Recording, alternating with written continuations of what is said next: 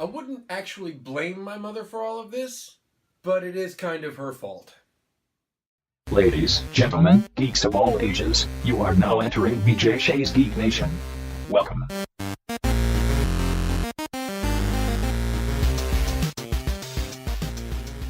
Hey guys, Chris Walker here, Walk Like a Fan with BJ Shea's Geek Nation, Uncle Chris on BJ and Migs.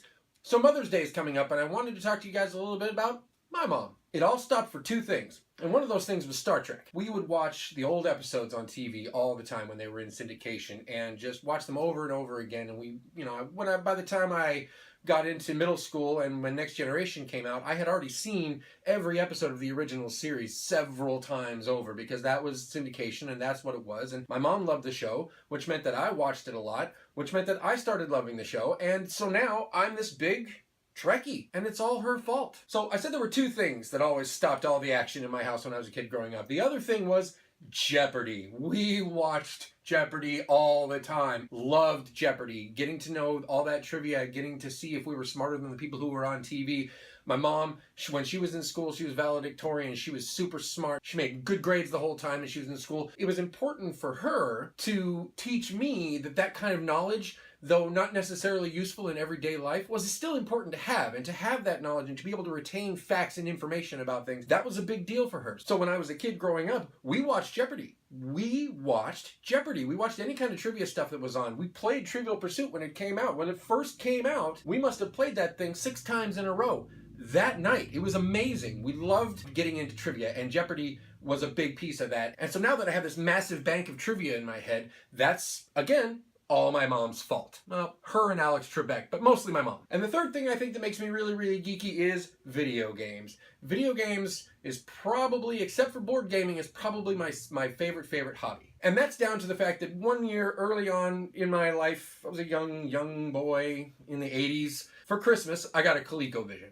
ColecoVision, if you don't know, was an old it was a halfway step between the old Atari 2600s, but before something like the Sega Master System or Nintendo NES came out. There was an intermediate generation there, ColecoVision, Intellivision, those kinds of things. We had a ColecoVision, and I loved playing those video games all the time. And Mom would play them with me too. We would compete. We would try and get high scores and try to beat each other all the time. And she instilled in me, not only through that, but through board games, which we'll talk about in a second, but she gave me that sense of competition and fairness and self-improvement. And yeah, maybe I didn't win this time. Maybe I didn't win the second time. But eventually I'm going to start learning that and getting better at it. And she was teaching me to keep applying myself to something, to give me the will to move forward, even though I might get defeated 100 times. It's that 101st time when I finally get it, suddenly it's something awesome. So video games, all my mom's fault. And I play a lot of video games. Thanks, Mom. And then one more thing that she definitely gave me was my love for board games. She taught me chess very, very early on. We had things in the house like Monopoly and Trouble and Life and all of those other games, the basics that pretty much everybody grew up playing, right? We played chess a lot.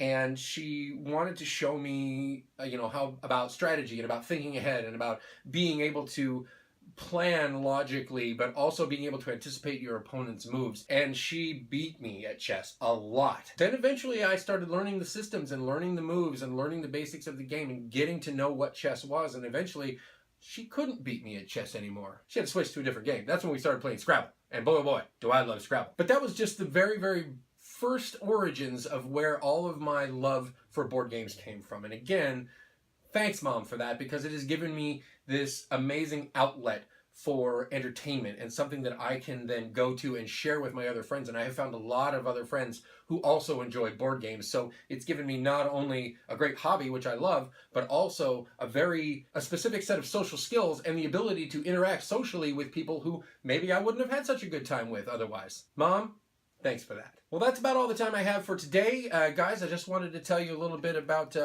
what you see before you and how it got to be the way it is. And thank Mrs. Carol Cooper for all of that. Thanks, Ma.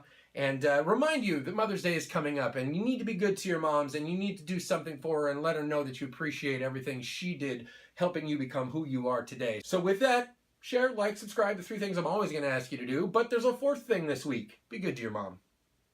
And stay nerdy.